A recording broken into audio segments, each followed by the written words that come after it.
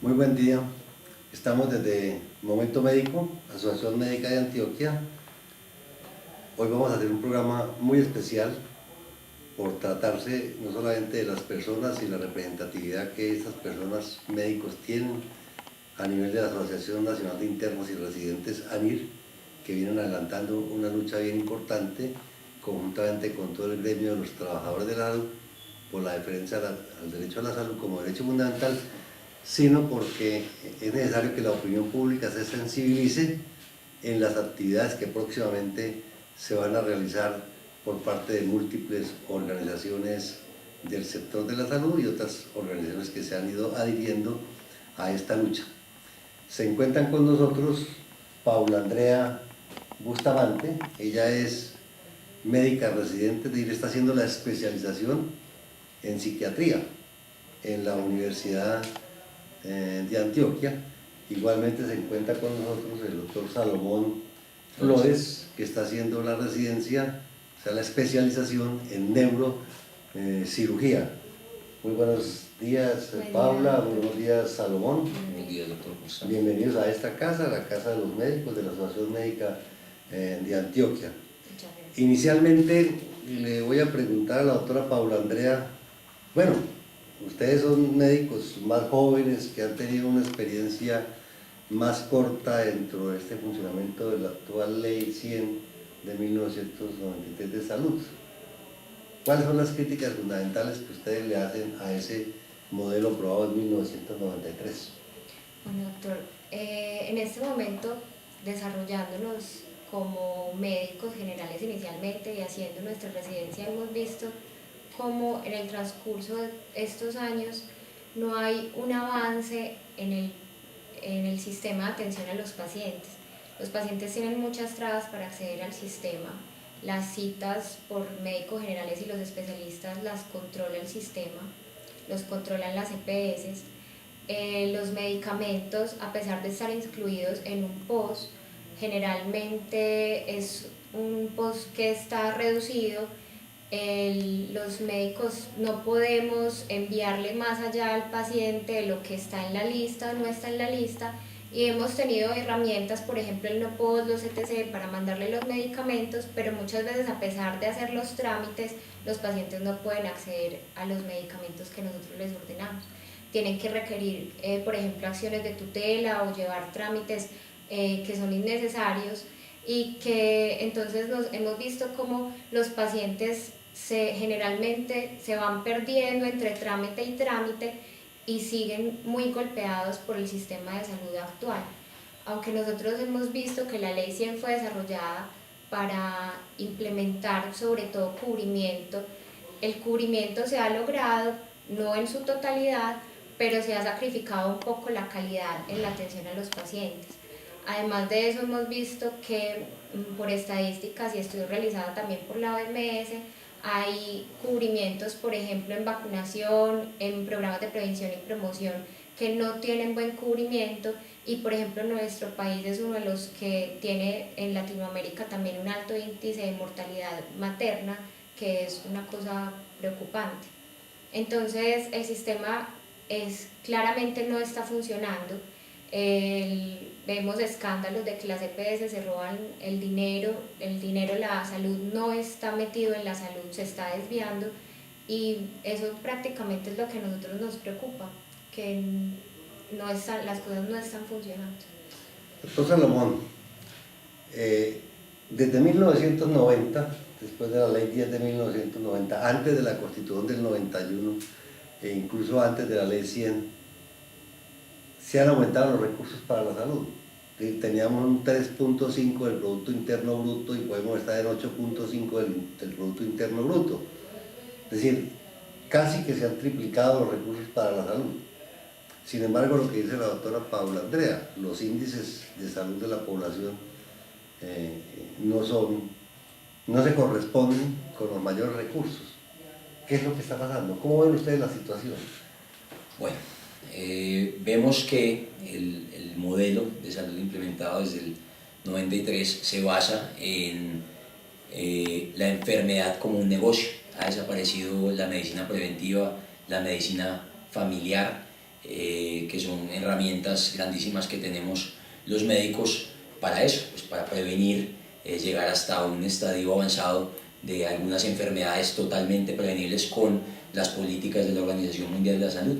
Pero en esas estadísticas que ya mencionaba Paula, vemos cómo no se cumplen. La mortalidad materna, mortalidad infantil por enfermedades fácilmente prevenibles, si se tomaran en cuenta esas medidas de prevención, promoción, se podrían controlar.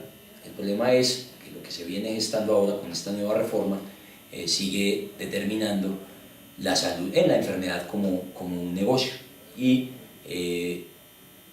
ya sabemos todos que el problema es, en esa columna se ve que la perspectiva financiera es lo que no quieren modificar, o sea, van a perpetuar pues este grandísimo problema antes de utilizar todos esos recursos que, como usted bien lo dice, han aumentado desde esa época hasta acá, para evitar o para ayudar a los pacientes, para mejorar la infraestructura hospitalaria, para contribuir en la investigación, pero vemos pues que así no está planteada por ahora por el ministro y por el presidente.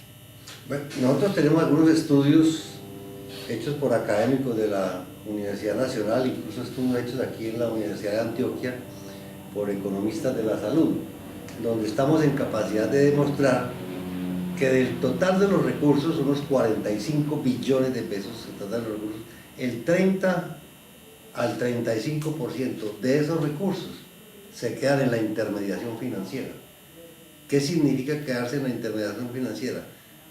Que no llega a los pacientes, no llega en atenciones a los pacientes, no llega en medicamentos, no llega en procedimientos, no llega a salarios de los trabajadores, sino que se queda en esa intermediación financiera.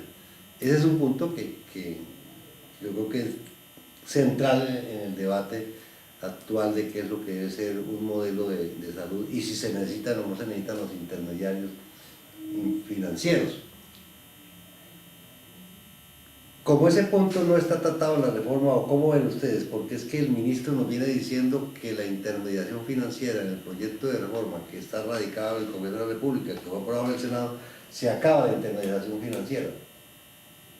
Nosotros decimos, si se acaba con la intermediación financiera, nos van a quedar el 30% de esos recursos para aplicarlos a un plan de salud mucho más amplio, para mejorar la situación laboral de los trabajadores, para mejorar la infraestructura hospitalaria. En fin, ¿ustedes sí le creen al ministro en lo que han escuchado, en lo que han leído, de que la intermediación financiera se va a acabar o se perpetúa en la fórmula que plantea el ministro? ¿Qué opina, doctora Paula? No, doctor. Nosotros, como internos y residentes, hemos realizado un estudio a profundidad y concienzudo de la ley, de la normatividad que están proponiendo. Nosotros nos hemos asesorado de abogados constitucionalistas, y claramente la ley que está propuesta perpetúa el modelo de intermediación financiera. Lo que pasa es que hay un cambio de nombre entre EPS y gestores de salud, que finalmente, aunque ya los gestores no recauden el dinero, siguen manejando y siguen siendo los que autorizan servicios, autorizan exámenes, pagan. Entonces esa intermediación continúa. Fuera de eso, se permite que en el primer nivel de atención los hospitales, pues donde están más que todos los hospitales locales, las mismas EPS hagan sus hospitales. Esto va en contra de, pues eso los va a poner a competir en una especie de negocio por la atención de los pacientes en el primer nivel. Entonces sigue siendo la intermediación financiera el modelo que está propuesto. Entonces, aun con un cambio de nombre, que simplemente es lo que nos están contando, pero en ningún momento desaparece esta intermediación. Yo estoy de acuerdo con la doctora Paula, es peor. Creo que las gestoras, como están concebidas por el ministro Alejandro Gaviria, van a ser peor que las actuales EPS. Es decir, hoy el sistema de salud está dirigido por las EPS. Las secretarías de salud no tienen poder sobre las EPS de intervención. Ni siquiera el propio ministerio tiene poder de intervención. Como dice el dicho, el que tiene la plata pone las condiciones. Y todos los recursos están en poder de las EPS. Entonces aquí no hay ningún cambio. Antes, por el contrario, las van a favorecer mucho más, les van a legalizar lo que hoy es ilegal, que hacen con los dineros en forma, como ya lo dijimos, por demás usurera. Ese es un punto yo creo que es clave y la ciudadanía lo ha entendido. Yo he dicho, doctor Salomón, que no hay entidad más desacreditada fuera de otras instituciones que las EPS. Esa es una bandera que comparten todo el movimiento en este momento, Salomón, ¿no? Sí, así es. Por ahí escuché algunos defensores de esta reforma que decían que con esta nueva ley estatutaria y la ordinaria que ahora se está discutiendo, estaban cortándole 2 cabezas a un monstruo de 3 cabezas, pero lo que nosotros pensamos es que le están poniendo una 4ª cabeza, es así de simple. Por lo mismo que ustedes estaban diciendo, al final del año, lo que ellos no se gasten en una valoración, lo que no se gasten en un examen, en un medicamento, eso legalmente va a ir pues a las arcas de las EPS y se va a privatizar ese dinero, o sea, van a legalizar esa extracción de fondos de los contribuyentes. Esa es una lógica perversa, porque en la medida en que no gasten, entonces les devuelven lo que no se gastó. Así es. El ministro dice que son incentivos, nosotros decimos son ganancias. Van a legalizar las ganancias que hoy tienen. Bueno, hay otro punto en la reforma que también despierta en la población inquina, digamos, rechazo, y es la situación lamentable en que se encuentran los hospitales públicos del país. En Antioquia se podrá decir que no están tan mal. Yo podría decir, Antioquia están mal, pero no están tan mal como el resto del país. Hay zonas del país, la costa, Córdoba, los territorios, antiguos territorios nacionales, donde no hay absolutamente nada. Es lamentable la situación de la red pública hospitalaria. Ustedes ven en la propuesta del doctor Aníbal Gaviria, perdón, de Alejandro Gaviria, no son familiares. ¿Algún adelanto en salvar, alguna intención en salvar la red pública hospitalaria, doctora Paula? No, doctor, al contrario, esa situación nos preocupa mucho porque vemos como cuando uno observa los debates del Senado, del Congreso, de la Cámara, no tienen ni siquiera claridad cuál es la deuda de las EPS y los hospitales. Es más, hay cifras que van desde los 2 billones hasta los 14 billones. Eso es una cosa que es, o sea, la diferencia es abismal. Entonces, empezando porque ni siquiera tienen esa claridad y hay varias posturas en cuanto a qué pasa con esa diferencia. Han propuesto que la diferencia sea por falta de claridad en las cuentas. Otros manifiestan que son deudas ya pagadas que no han sido como nuevamente comparadas.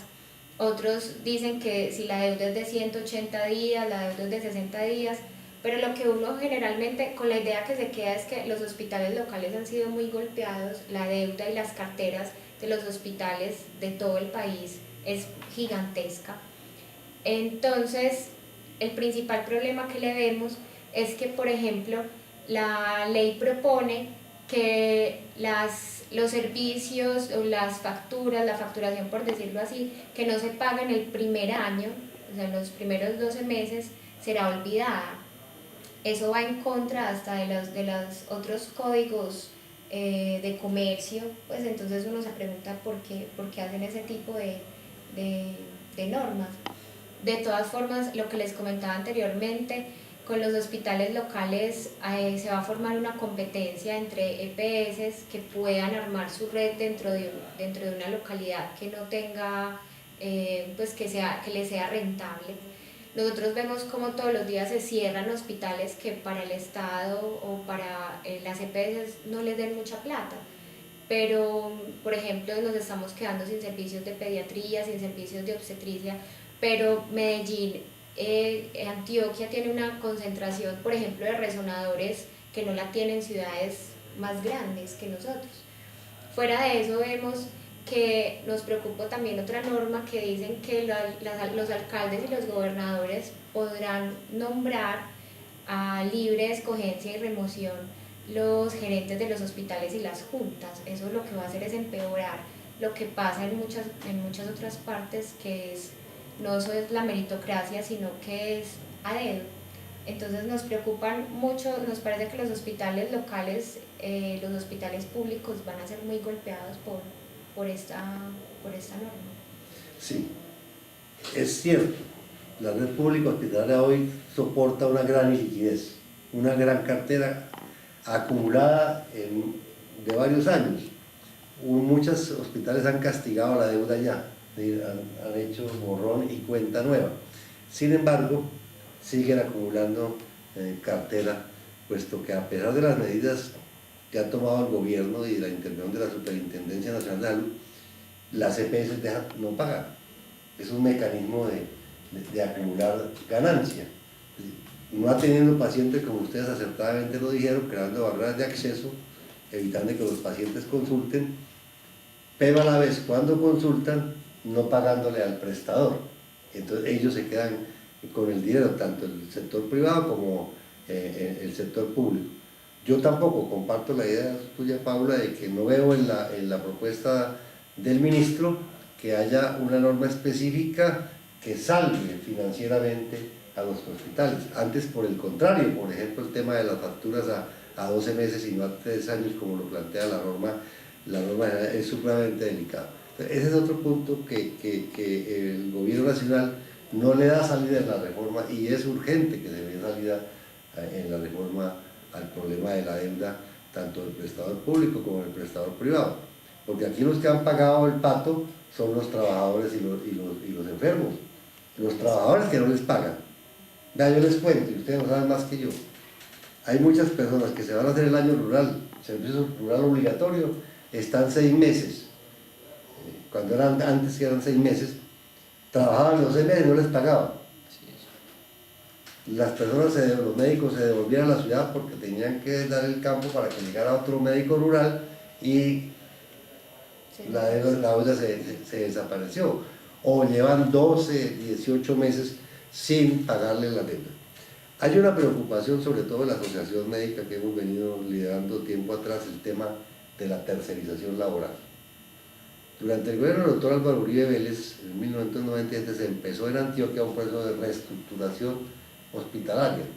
Se acabaron con las plantas de personal en todos los hospitales del departamento de Antioquia y se utilizaron figuras como cooperativas de trabajo asociado, sociedades anónimas simplificadas, empleadas temporales de empleo,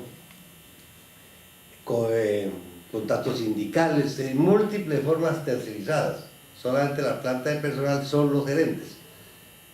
¿Ustedes cómo ven este punto dentro de la reforma? Un punto que es preocupante para los trabajadores, porque es que no hay modelo de salud posible, viable, si no se cuenta con el elemento central que es el prestador, el médico, las enfermeras, los odontólogos. ¿Cómo ven el tema de la tercerización? Cuestionado incluso por el propio Congreso de la República, cuando firmaron el pacto del Tratado de Libre Comercio. Recientemente sale un informe que lo vamos a poner también en la página. ¿Cómo ven el tema de la tercerización? ¿Qué le comentan a ustedes los compañeros que lo están viviendo en el día a día en los hospitales, tanto públicos como en las entidades privadas también?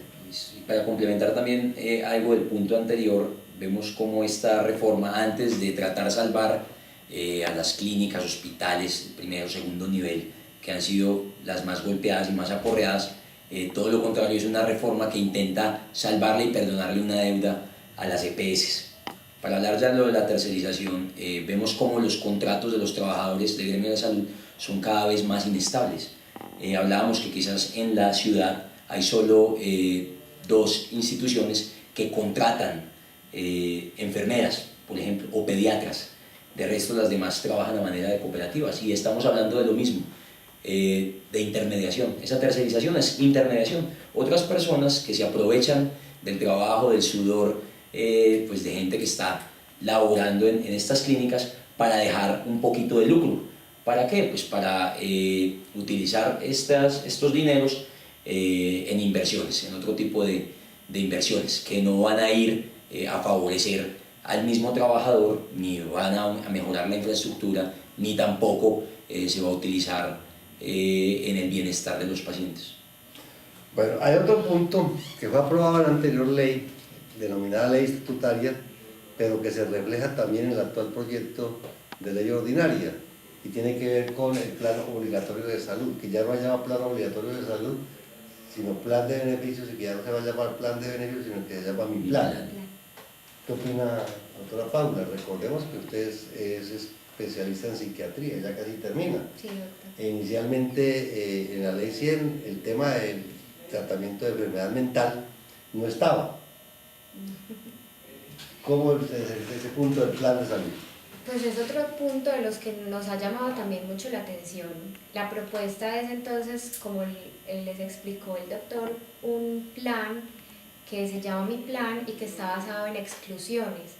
En la ley, tanto estatutaria como ordinaria, hay una lista de qué tipos de medicamentos y de procedimientos se excluirán, porque aclaremos que la lista no está hecha, hay que esperar la reglamentación y eso se irá haciendo, lo dice la norma, en el transcurso de los años, ¿cierto?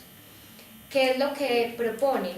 Es quitar el post y el no post y juntarlo todo en Mi Plan, pero haciendo un mecanismo, por ejemplo, de priorización, que vemos cómo ponen a competir los medicamentos entre ellos. Por ejemplo, el ministerio tiene en su página de internet este mecanismo que ellos dicen que es muy democrático, por el cual uno accede a los medicamentos que quiere que estén incluidos en Mi Plan, pero entonces ponen a competir medicamentos que no tienen como puntos de comparación, metoprolol versus ablación cardíaca versus endoscopia digestiva y clozapina, o sea, son cosas que son todas importantes y que todas merecen atención y no este sistema de priorización.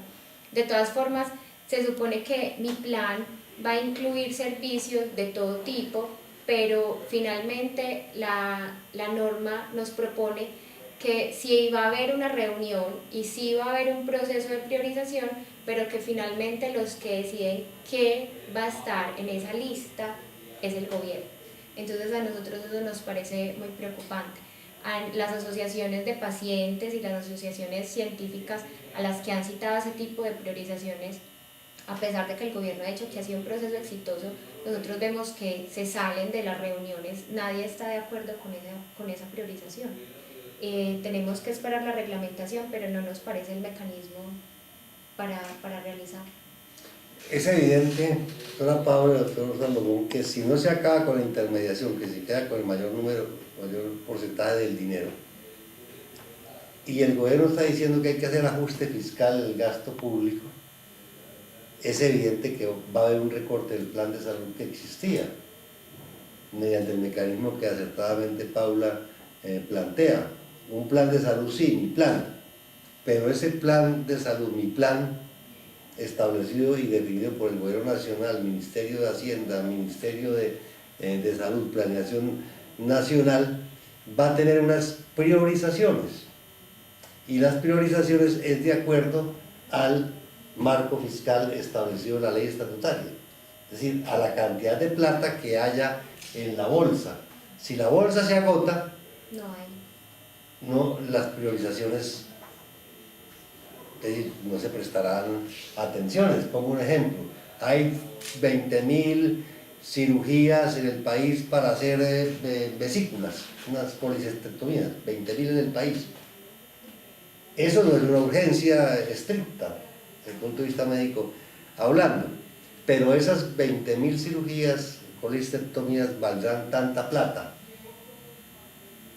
Se autorizan las policistectomías hasta que se agote la plata. Se agota la plata, tendrán que los pacientes esperar el próximo año hasta que nuevamente existan recursos. Entonces el tema de la priorización es de acuerdo a la cantidad de plata que exista en la bolsa única de recaudo que propone el ministro. Yo lo veo así. Lo que pasa, también hay otra cosa, es que desde el principio, como está planteada la norma, tanto la estatutaria como la ordinaria, ellos limitan el derecho fundamental de la salud a lo que sea fiscalmente sostenible. Entonces, tanto la atención, los medicamentos, los hospitales, todo simplemente va a girar en torno a lo que ellos consideren que se pueda sostener. eso no es justo en un sistema de salud. Doctor Salomón, pero ese tema de mi plan, anterior plan obligatorio de salud, después plan de beneficios, tiene una relación directa con algo que quiere mucho la gente, es la tutela. Es decir, estos 20 años de funcionamiento de la Ley 100 han servido para que, en una u otra forma, la ciudadanía en general entienda cómo utilizar un instrumento jurídico que es la tutela para reclamar un derecho. El ministro nos está diciendo que no acaba con la tutela. No estamos diciendo que se acaba con la tutela. Lo que estamos diciendo es que le ponen límites a la acción de tutela y condiciona una serie de procedimientos a que estén o no en el plan priorizado con el plan. ¿Qué opina, doctor Salomón, del tema de la tutela? Que eso es muy sensible para la población. Entonces él no lo establece literalmente, que se acabe la tutela, pero como bien lo decía Paula, en la ley estatutaria cambian el derecho fundamental a la salud, no es que lo cambien, sino que le agregan eso de que siempre y cuando sea fiscalmente sostenible, o sea, de acuerdo al dinero que haya. Eso inmediatamente afectaría el derecho de la persona a solicitar una tutela, y ellos hablan de otros mecanismos de control, porque mencionan que hay una tutelitis en el país, pero es quizás la única herramienta que tengan los pacientes para acceder a servicios de salud totalmente necesarios. Ya si se aprueba esta estatutaria y se habla del derecho fundamental de la salud, pero siempre y cuando haya sostenibilidad fiscal, los pacientes tendrían que ir a otras instancias, como lo es la Supersalud, la Superintendencia, que quizás no actúan o no proceden tan rápidamente como lo hacen pues, en otros tribunales. La tutela, las enfermedades, hay algunas enfermedades que no dan esa espera y que son rápidamente progresivas y necesitan que se les defina de manera urgente, que es lo que permite la tutela. Si hay que asistir a otras instancias como la Supersalud, la Superintendencia, no actúan de manera rápida, y vemos entonces cómo la tutela durante estos 20 años han salvado miles de vidas. Sí, y el doctor que es neurocirujano lo sabe de primera mano. Un paciente que tiene un tumor cerebral en X y en X condiciones no es estrictamente urgente, pero hay que operarlo lo más rápidamente posible. Le ponen barreras de acceso, inmediatamente el paciente acude al juez y el juez ordena, hay que hacer la intervención rápidamente. Aquí el procedimiento que propone la reforma no es ese, sino que se niega el servicio, tiene que ir a la superintendencia, si allí no soluciona el problema, tiene que ir a juez ordinario. En un proceso judicial que puede demorar 3 o 4 años. Mientras tanto el paciente pues, se muere.